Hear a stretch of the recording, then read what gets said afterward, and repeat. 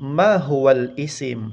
Ano ang al-isim? Ang tinatawag na al-isim huwa kalimatun dallat ala dhatin. Ito ay salita na tumutukoy mismo sa kanyang sarili aw ma'nan o kaya tumutukoy sa kanyang kahulugan walam taktarin bizaman at hindi naman siya konektado sa panahon. Zatun ka insanin misla Zaidin. Ang tinatawag na zat ay kahalintulad ng tao, halimbawa Zaid. Aw hayawanin misla asadin o kaya kahalintulad ng hayop, halimbawa leon. Aw nabatin misla syajaratin o kaya kahalintulad ng mga pananim, halimbawa puno.